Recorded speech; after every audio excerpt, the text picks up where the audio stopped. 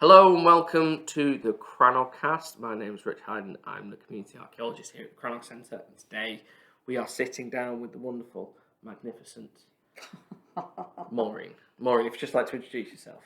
Yeah, I'm Maureen Kerr. I work at the Scottish Cranog as a volunteer, which I like very much. And I've had a very checkered career and thought that I had finished my career stuff. But what did I know? I walked into the Cranog Centre to buy a birthday present for somebody 2 years ago and walked out a volunteer. I'm not quite sure how that happened. But I am. None of us are.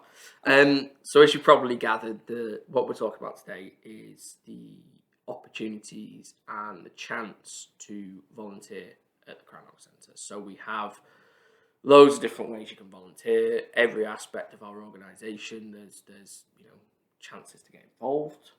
Whether it's public facing, which Maureen you do a lot of, whether it's slightly more organisational stuff, which you've started to get involved in our workshop programme, whether it's whatever it is you fancy, basically, and especially with the move in the next few weeks as we start to build the LURB and make the development, there's going to be a lot of unique opportunities around actually getting involved in the construction as well. So it's a good time to look into volunteering if anybody would like to volunteer or has spare time or wants to give, like Maureen does, all of their time. She only does 7 days a week from 9 till 9. But no, so it's just a good opportunity. So we thought what I'd do is we'd have a chat with the wonderful, magnificent Maureen, which is I wouldn't say that. It's your full title.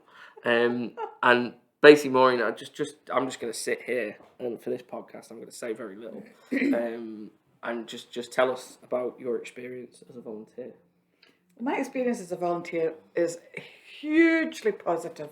It was the best thing I ever did, was come in to the Cranog to volunteer.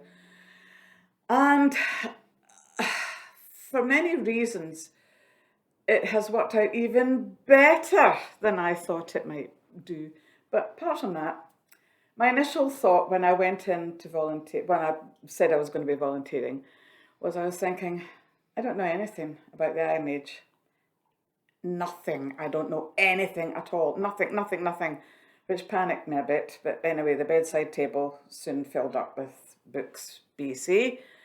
I was, and still am, a hand spinner. I've been a hand spinner for 50 years, so I felt that I had something to bring to the Cranog, but which is not always the case. Sometimes it's just enthusiasm that you bring with you, because at the Cranog here they also train people up to do other things. You might be involved in anything, really, wouldn't you? Anything that takes your interest. Anything that takes your interest. You don't have to do it. He was lying when he said 7 days. I do not work 7 days, although I have worked 7 days. I do 2 days a week, and I'm usually in on a Wednesday and Friday, but I can be in other days too if they've got something on the go, or some events or something like that which they need showing up. Because the point of being a volunteer in the Cranog is that you are an integral part of the team. They need volunteers because you pad out the team, you bring extra skills to the team, which are great for distributing around the site. When people come in to do their tours with us, they're always quite happy if there's lots of people on site doing things. And it's just the reward that you get. It sounds very cliched, but the rewards that you get for volunteering are immense. Mental health comes to mind. I was sort of sliding into my retirement, and now I am volunteering. I take part in the workshops that are going on. I've got one next week. I take part in all the tours that are going through. I talk to them about what we're doing in the textile area, and I also fill in if somebody is ill or there's a bit of extra support needed. And it has provided me not so much with a career opportunity, but it's provided me with the fact that I am halfway through a part master's degree with University College Dublin. Who knew that my academic career in the 1960s, which had all gone past and finished with, is still alive and kicking. So I'm enjoying that too. And I wouldn't have done that apart, if it hadn't been for me volunteering. And the other thing I'd like to say too, Rich, is when I came in for my first day as a volunteer, I was very nervous. I had quite a lot of anxiety because I don't believe it. I didn't. Oh, yes, I did. I didn't know anything. I mean, I knew a wee bit, but nothing. And the Cranach team were so kind, so welcoming, and I immediately felt part of the team, which this doesn't always happen. And that, I think, is one up for us all work here. We are all very welcoming and Yeah, I believe the kind of the way we approach it is that we, and I've said this in the past, and I'll repeat it again because I don't think you can say it too many times, that as the Scottish Cranach Centre, our mission is to tell the story of people that built Cranachs 2,500 years ago. What the archaeology tells us is that at our Cranach, Oakbank Cranach on Loch Tay, there was a huge range of skills, crafts, different technologies. There was a diversity within what people were able to do. And that means that the archaeology would indicate there's a community based on the loch side. So the only way that we can best tell the stories of a community that was here 2,500 years ago is to create a community that is here 2,500 years later. And that kind of runs as a bedrock on how we do that. That sounds, I'm kind of maybe making it sound quite medical and surgical as we're going about it, but that is quite a holistic thing, and it's not only a good thing that helps us tell the story by having such a fantastic community in that sense. It helps us, and it's a right thing to do, and you can do good with the archaeology by doing that, as you've mentioned. But I think with volunteers as well, that there's something else that we kind of take from, and I hope, and I've never said this before, Maureen, but I hope that there's something that you can mirror in this, in that we want people to learn something, leave something, and take something from the organisation. So the whole point is that you need to come in, you have to be stimulated, you have to engage with what we're talking about, but also you need to bring something, you need to leave something with us, because otherwise nobody wants to do a job where they're not giving anything and that's what volunteering is all about. Yeah. It's giving, but there is always, in giving, there's always an exchange, and the exchange that I've had seems to sort of outweigh the giving that I've done, but that's how it all works, and that's how we're such a nice close-knit team, I think. And that's the thing, you've got to take something away as well. You've got to leave here with not just a nice sense, but something that you feel you've invested your time, that it is worthwhile. Yeah, absolutely. And that comes across loud and clear. It came across on the very first day that I was here. And the other good thing is about volunteers is that you, as a volunteer, get to meet new people and expand your well-being, your mental health, as I said before, and you get to expand you, but at the same time, you're suddenly part of another group of like-minded people, interesting people to talk to. And I think that's part of my experience anyway. Absolutely. So, Maureen, top tip, this is going on we're all video podcasts now, so your beautiful face is all over YouTube now. I'm too old for this. So we've got to make it somewhat YouTube related. I'm trying to keep it, relevant. Yeah. Top 3 tips coming in as a volunteer. I'm throwing this at the wall. You weren't expecting this as a curveball, but top 3 tips. I wasn't. Top 3 tips. What would you say they are? The top 3 tips coming in as a volunteer is, well, the first one obviously is, well, it's not really a tip, that you want to come in. And the tip is to be flexible, to embrace what the core is of our existence here, and also to be happy, funny, engage with people, and be yourself. because we in the Cranach will do the same for you.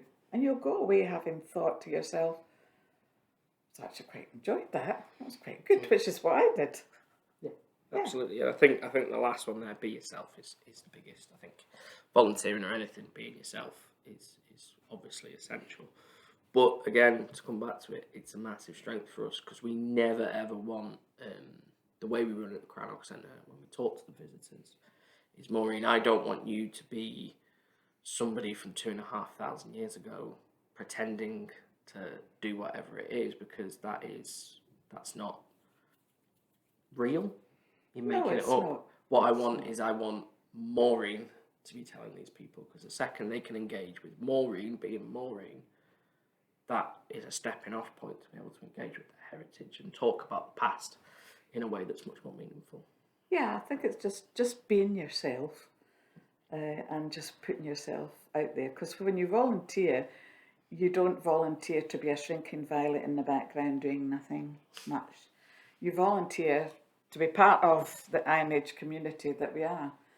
And that comes across in the talks to tours and everything that people do, the help that we get with my 2-beam loom and everything else. Sorry for intruding. So the logboat's getting trashed. Oh dear. They all got the waders on. Probably need a bit more muscle rich. Right. Cut. Hello and welcome back to our podcast. I am not Richard, but this is Maureen. So my name is Rachel. I was on the Yule event podcast for anybody who listened to that. And I'm sorry about the many Yule jokes that were made. I was told off afterwards.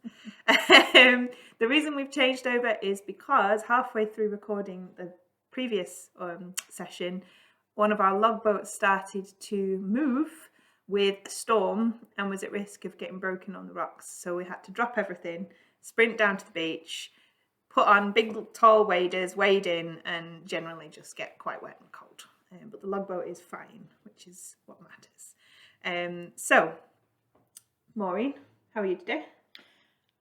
I'm ready to go. Ready to go? Ready to go. I'm always ready to go. So, and you're in your costume as well, which was Yes, different in from my the last costume one. today. Last time I was in mufti, so So we were talking about the volunteer roles and kind of your experience volunteering here. And I know you'd said a little bit before about kind of what it had led to for you, and that you were now doing is it a master's level qualification with University College Dublin? yes, it's a part master's degree in experimental archaeology, and it's certainly something that I would never, ever have even considered had I not been a volunteer here in the Cranach. So I believe from that you've got quite an exciting trip Well, coming I'm up. not sure about being exciting. Somebody said, it'll just be like Freshers Week. I'm like, well, that was a long time ago. But yes, I'm going next weekend to Dublin. I've got a week's practical there doing experimental archaeology. There'll be smelting and digging, I suppose. I hope people can help me up once I've got down. And it's actually quite exciting because our course is a part online course. So we will have people coming from the States. I think there's somebody from Australia, and other people from England. So quite a lot of diverse people will be in Dublin next week, and I'm looking forward to meeting some of my fellow students as well. And you've got your baggage sorted for your flights. And my baggage is now sorted for my flight. Yes, all the outdoor activity stuff and everything else. So yeah, I'm ready to go. Ready to go. And I know that we've been working with Dublin, University College Dublin, to sort of set up for the development, and working with Brendan and Aidan. Sorry. And Brendan's going to be coming over in April to help build the roundhouse, or to lead on building the roundhouse. Yes, so. This is Dr. Brendan O'Neill, who's a colleague of Professor Aidan O'Sullivan, who is my class tutor. And he'll be coming over to advise because he had a lot of input into a roundhouse, a similar roundhouse that they built in the grounds of University College Dublin. And it's a magnificent building. And I think Brenton said he couldn't wait to sleep in it. He wasn't allowed to sleep in it, but we think that he did sleep in it. Yes. Because he said it was such a nice building. That's something I miss from having the Crannog, is because when we used to have the Crannog, people would, if they came for like a weekend to volunteer or they were helping out with an event, they would often have a sleepover in the Crannog. And I think that's something that'd be really nice when we've got the Roundhouse on the new site, is we can maybe start looking at sleepovers and I think it'd be good. So another question that I had for you was, you have been here for how long now? A couple of years couple now. of years, 2 years. 2 and a bit years. 2 and a bit. Have you got a favourite moment? Because you've seen quite a lot. So you were here pre-fire and post-fire and all the other things that have come with it. So you must have, have some moments that stand out. Oh, I've got some. Some of them involve the people on the tours, but we won't go into some of those. But I do have a very favourite moment, and I'm quite emotional about this, which I'm hoping I'm not going to do on camera. We are associated with GAMH, which is the Glasgow Association for Mental Health. And shortly after we could move around again after lockdown, we had 12 people arrive in a minibus from GAMH to have a day with us here in the Crannog. We weren't open to the public. It was a beautiful, beautiful day. And they all arrived. Some of them had never been out of their houses since lockdown. Some of them never wanted to go over the door anyway. But these people arrived in the Crannog, and you could tell that they were quite closed up, quite a few of them. And we did our usual thing here. We had our jewellery making, our cooking, textiles. They were hand spinning. They were making pots. All the activities, the Iron Age activities that we do here in the Crannog. And the difference it made was quite extraordinary. I mean, to the other people who work here, it maybe was not extraordinary to them, but to me, it was really marked how they started to open up. I think it was an emotional day for everyone. And it was a very, very emotional day because, you could tell right at the beginning that these people, they really weren't all that keen on being here. But at the end of the day, it was such a beautiful, still, calm day here in Lochte. We took the logboat out and them in it. And out in the loch, there they are, paddling away, spontaneously burst into song. And we were on the shore going... So often happens when you put people in a longboat, they just start singing. Absolutely. There was a gentleman who had arrived and was very, very closed up. At the end of the day, when people were in the logboat and we were down on the beach, there he was, laid out on the picnic table, taking his ease and enjoying the day. And when they left, we were all... they were waving to us out of the window, they were shouting, they were telling us what a great time they'd had. And we were all in the Crannog, we were all in tears. It was very moving. And it's the power of the way of work and the kind of welcoming nature where people can come and be themselves here. Absolutely. I think you get that from those visits. And also it was the work done previous, so they'd come for the day, and it was two. Tell me if I'm wrong. When it was two groups that were coming together, wasn't it? So some of them knew each other, but they didn't know everybody. They didn't know everybody. And I think that the main thing to take away from this was that we had feedback afterwards once they'd been, and it seems that we opened a door for many of them. We made a difference.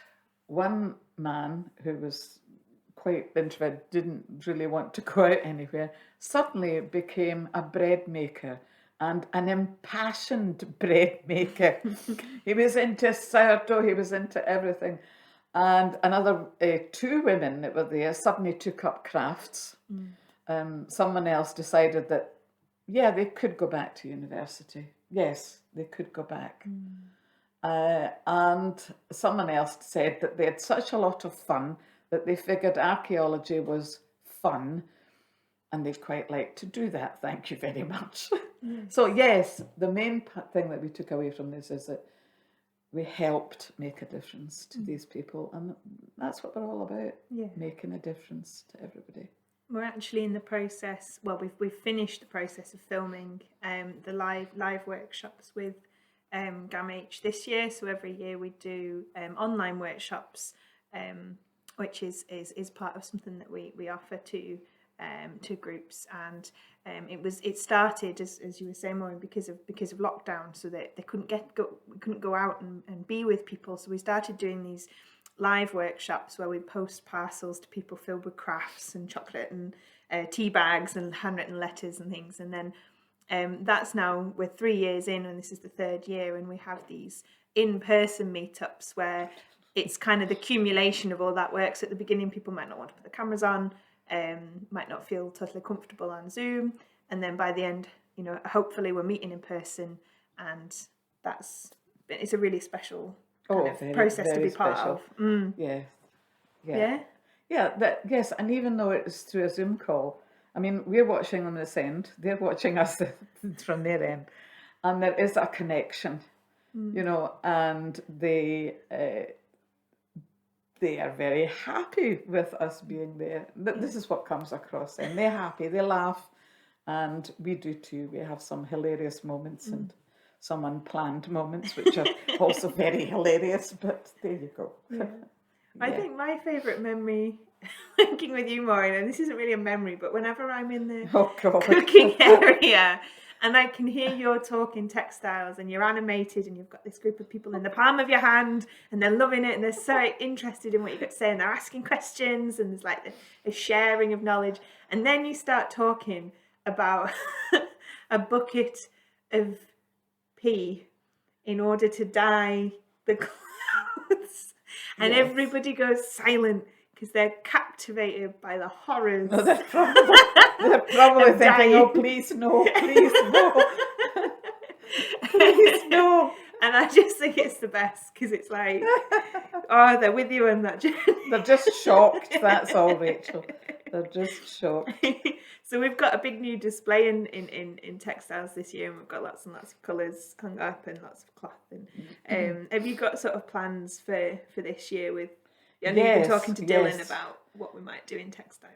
Yes, we're going to be partly because I'm doing this experimental archaeology course. We're also going to be doing a lot of dyeing this year, not dyeing, but dyeing wool, I should say.